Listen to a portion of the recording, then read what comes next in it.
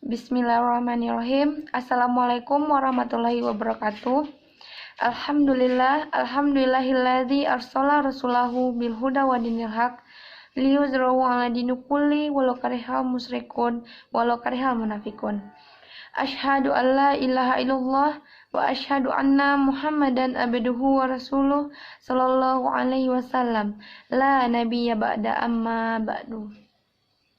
Puji syukur kita ucapkan atas kehadirat Allah Subhanahu wa Ta'ala yang telah melimpahkan rahmat dan karunia-Nya kepada kita semua, sehingga kita dapat melaksanakan proses perkuliahan pada siang hari ini meskipun tidak dapat bertatap muka langsung dikarenakan kondisi yang memang tidak memungkinkan karena pandemi ini. Salawat beriringan salam tak lupa-lupanya kita kirimkan kepada Nabi Muhammad Sallallahu Alaihi Wasallam. Allahumma sholli ala Muhammad wa ala ali Muhammad. Baiklah yang terhormat Bapak dosen pendidikan agama Islam yaitu Bapak Zainal A. Haris SAG MSI selaku dosen pengampu dan seterusnya teman-teman yang seperjuangan dengan kami yang sangat kami sayangi. Baiklah, kami tidak akan memperpanjang kata-kata mukadimah.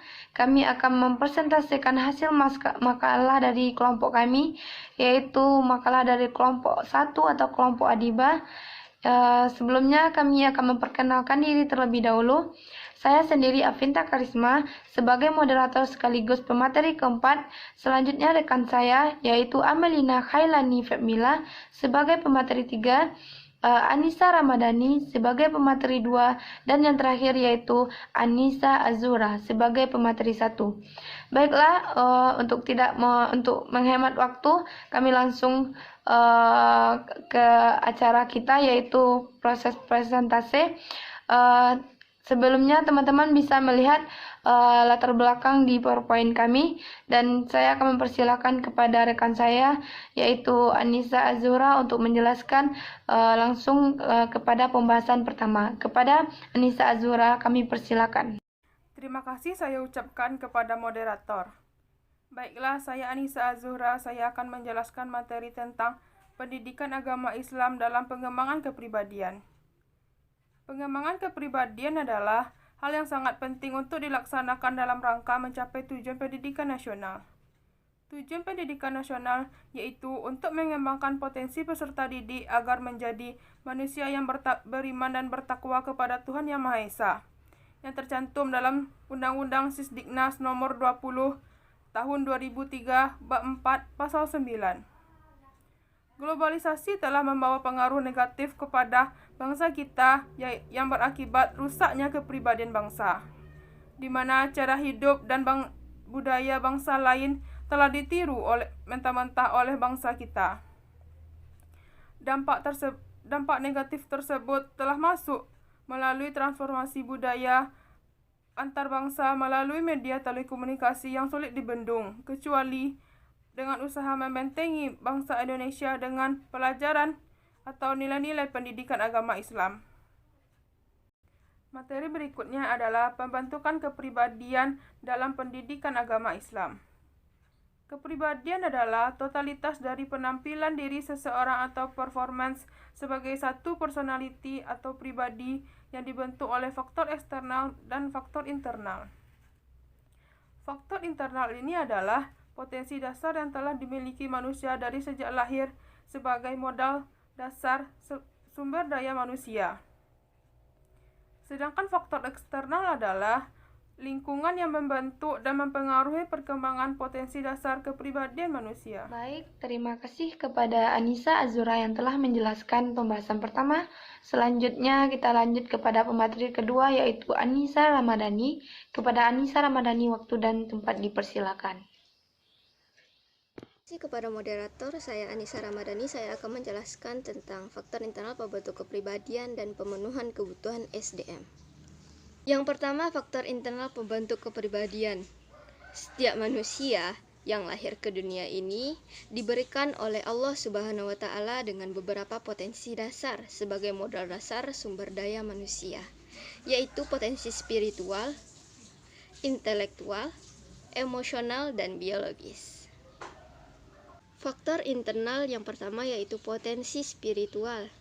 potensi spiritual atau fitrah beragama mengenal Allah Subhanahu wa taala, sebagaimana dalam firman Allah dalam surat As-Sajdah surah ke-32 ayat 9 yang berbunyi, A'udzu billahi minasyaitonir rajim.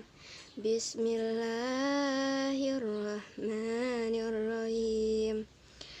Tsumma sawwalahu wa nafakha fihi min ruhih wa ja'ala lakumus sam'a wal absara wal af'idah qalilan ma tashkurun.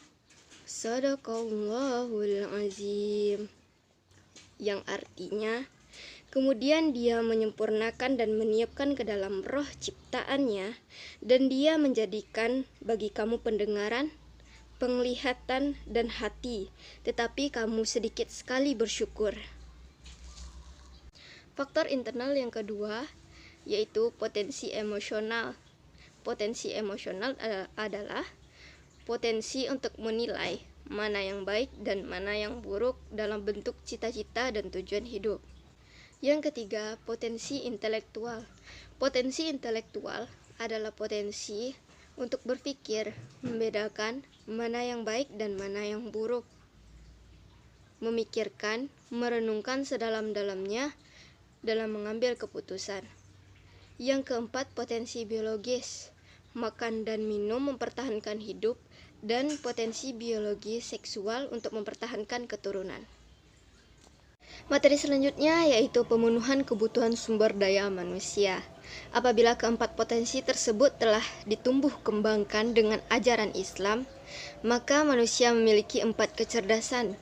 Yang pertama, kecerdasan emosional. Yang kedua, kecerdasan spiritual. Yang ketiga, kecerdasan intelektual. Dan yang keempat, kecerdasan biologis. Ada 2 pemenuhan kebutuhan sumber daya manusia. Yang pertama, kebutuhan manusia adalah sesuatu yang dibutuhkan oleh manusia untuk dapat mencapai kesejahteraan. Sehingga apabila kebutuhan tersebut ada yang tidak atau belum terpenuhi, maka manusia tersebut pasti merasa kurang sejahtera. Model kebutuhan dasar manusia menurut Abraham Maslow ada 5. Yang pertama, kebutuhan aktualisasi diri, yaitu suatu kebutuhan untuk ikut serta pada orang lain atau lingkungan guna mencapai potensi diri sepenuhnya. Yang kedua, kebutuhan harga diri. Yang ketiga, kebutuhan rasa cinta dan kasih sayang. Yang keempat, kebutuhan rasa aman dan nyaman. Dan yang kelima, kebutuhan fisiologis. Yang kedua, konsep Islam tentang kebutuhan dasar manusia. Dalam Islam, konsumsi tidak bisa dipisahkan dengan peranan keimanan. Peranan keimanan merupakan salah satu tolak ukur yang terpenting, karena keimanan akan memberikan tentang cara pandang yang cenderung mempengaruhi perilaku dan kepribadian manusia. Konsep kebutuhan Islam bersifat dinamis, yaitu melihat pada tingkat ekonomi yang ada di masyarakat. Terima kasih banyak kami ucapkan kepada Anissa Ramadhani. Selanjutnya pemateri 3 yaitu kepada Amelina Khairani. Fatmila kami persilakan untuk menjelaskan materi ketiga. Terima kasih kepada moderator. Saya, Amelina Khairani Fatmila, akan membawakan materi tentang faktor eksternal pembentukan kepribadian.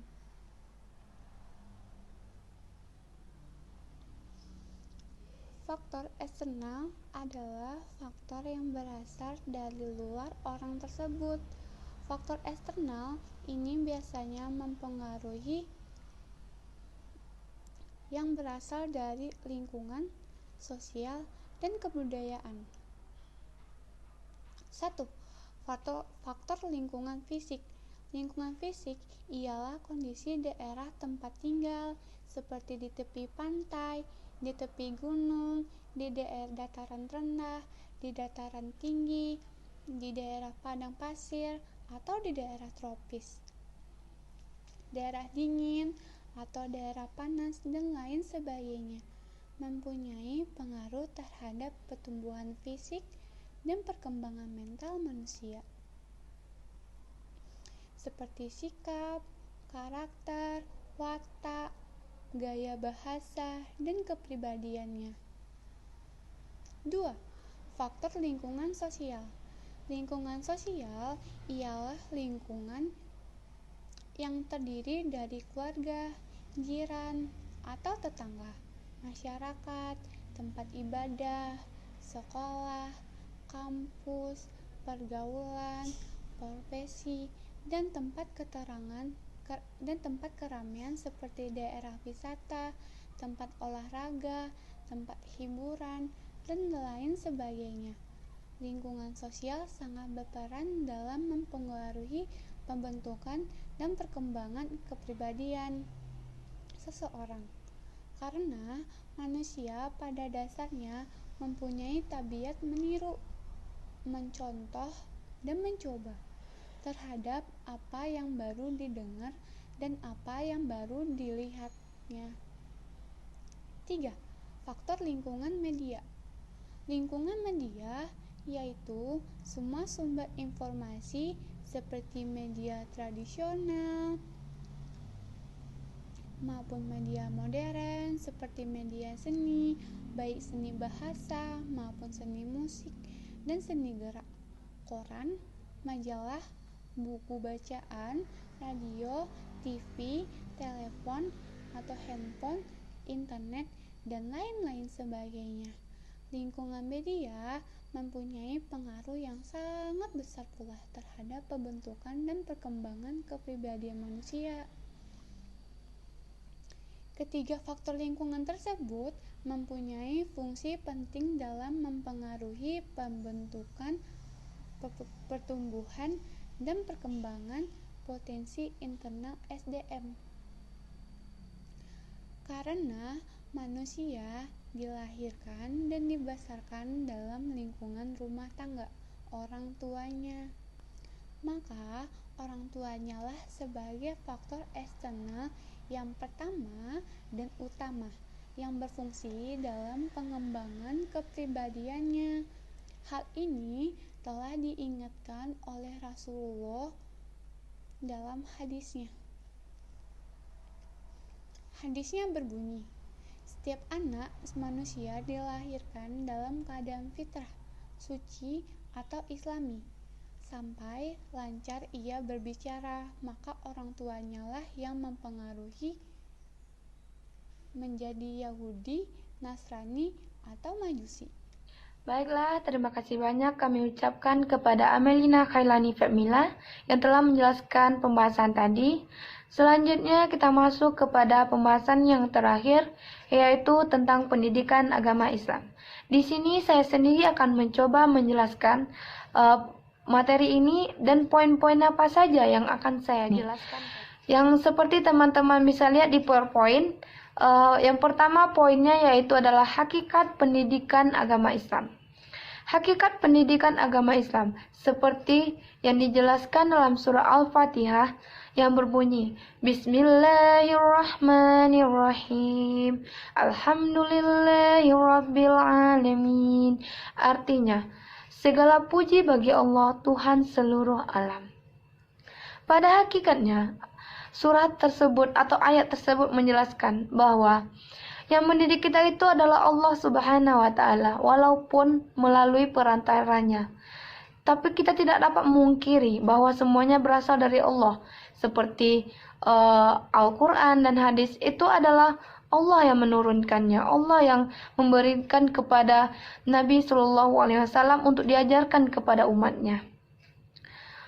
Hakikat pendidikan Islam adalah suatu usaha seseorang muslim yang bertakwa dan secara sadar untuk membimbing dan mengarahkan pertumbuhan serta kemampuan dasar peserta didik melalui ajaran Islam, di mana pendidikan agama Islam ini tidak pernah terlepas dari dua sumber, yaitu yang pertama Al-Quran dan yang kedua adalah sunnah atau hadis. Dengan kata lain, pendidikan agama Islam itu adalah suatu penghubung atau cara bagi Allah untuk cara bagi kita untuk bisa mendekatkan diri kepada Allah melalui ketakwaan dan keimanan. Baik, selanjutnya kita masuk kepada poin kedua, yaitu tentang pendidikan agama Islam. Pendidikan agama Islam dapat diartikan sebagai suatu pembelajaran yang diberikan atau yang dilakukan oleh pendidik seperti dosen, guru, yang memberikan penjelasan tentang ajaran Islam, baik itu secara materi akademis maupun secara praktik kepada peserta didik, supaya peserta didik tersebut bisa mengerti bagaimana tentang Islam. Kemudian, pendidikan agama Islam itu juga dapat diartikan sebagai suatu usaha untuk mengasuh dan membimbing peserta didik supaya dapat membedakan bagaimana cara beribadah yang betul dan bagaimana cara bersikap sesuai dengan ajaran Islam, serta dapat mengamalkan apa-apa yang telah ia dapatkan dari pengajaran ajaran Islam tersebut, dan hingga pada akhirnya manusia dapat mengamalkan, bahkan menjadikan pendidikan agama Islam itu yaitu berupa Al-Quran dan hadis sebagai pedoman hidup dalam melakukan berbagai hal. Poin ketiga yaitu tentang tujuan pendidikan agama Islam. Pada garis besarnya atau pada intinya, tujuan pendidikan agama Islam itu diajarkan adalah supaya kita itu bisa memiliki jiwa yang berakhlakul karimah atau jiwa yang berakhlak mulia. Dengan mengetahui tentang pendidikan agama Islam, kita dapat menempatkan diri kita bagaimana harus bersikap kepada Allah Subhanahu wa taala, hablum minallah, terus hubungan kita kepada manusia, hablum minannas, dan bagaimana cara kita harus bersikap kepada alam sekitar kita. Selain itu, pendidikan agama Islam juga bertujuan untuk mengembangkan potensi dan kemampuan yang dimiliki oleh manusia supaya kemampuan dasar itu, apa-apa yang ia miliki atau ilmu yang ia miliki itu bisa menyatu dengan kepribadiannya. Kemudian, selain itu, pendidikan agama Islam juga bertujuan tidak hanya untuk mendapatkan kehidupan yang layak di dunia ini, namun juga untuk mendapatkan kehidupan yang baik di akhirat. Karena kita tahu bahwa kehidupan yang terakhir kali itu bukannya di dunia, akan tetapi di akhirat nanti. Oleh karena itu, kita harus mempelajari tentang pendidikan agama Islam supaya kita tahu apa-apa aja yang harus kita lakukan supaya di kehidupan akhirat nanti kita tidak merasa kaget bahwa selama ini kita telah banyak berbuat kesalahan. Keempat, tentang fungsi pendidikan Islam dalam pembentukan dan pengembangan kepribadian Islami. Hal tersebut dapat kita lihat melalui 5 kemampuan dasar manusia. Yang pertama, kemampuan kognitif Islami, yaitu berfungsi untuk menumbuhkan semangat, motivasi, atau niat yang jelas karena Allah Ta'ala. Yang kedua yaitu kemampuan afektif Islami, yaitu berfungsi untuk menerima secara sadar tentang kebenaran ajaran Islam supaya kita bisa mengimani Islam secara benar. Yang ketiga yaitu kemampuan kognitif Islami, yaitu berfungsi untuk memecahkan persoalan baru yang muncul dalam kehidupan melalui bimbingan ajaran Islam. Yang keempat yaitu kemampuan psikomotorik Islami, berfungsi untuk mampu melaksanakan amal ma'ruf nahi mungkar atau melaksanakan kebaikan dan melanggar atau menjauhi perbuatan yang salah dalam berbagai aspek kehidupan. Dan yang terakhir adalah kemampuan performance akhlakul karimah. Kemampuan ini merupakan totalitas dari keempat kemampuan dasar yang telah saya sebutkan sebelumnya. Karena kemampuan dasar yang kelima ini telah mencangkup semua fungsi yang terdapat pada keempat kemampuan dasar tadi. Yang kelima yaitu poin yang terakhir tentang fungsi ilmu pengetahuan dalam pendidikan Islam. Yang pertama yaitu kita dapat mengimani dan mengetahui bahwa Allah itu benar-benar ada, bukan hanya khayalan semata. Yang kedua yaitu kita dapat bersyukur. Bagaimana cara kita bersyukur kepada Allah? Kita akan tahu caranya bagaimana. Yang ketiga yaitu kita akan bisa memahami isi Al-Quran dan hadis lebih mendalam, atau mengkaji Al-Quran dan hadis lebih mendalam. Selanjutnya yaitu kita dapat memahami cara bagaimana memanfaatkan ilmu kita itu supaya lebih bermanfaat, tidak hanya bagi kita sendiri tetapi juga lebih bermanfaat bagi banyak orang. Dengan mempelajari pendidikan agama Islam, kita juga bisa memahami lebih dalam bagaimana seseorang itu bersikap kepada orang lain. Kita harus bisa membedakan bagaimana harus bersikap, bertutur kata yang baik kepada orang lain.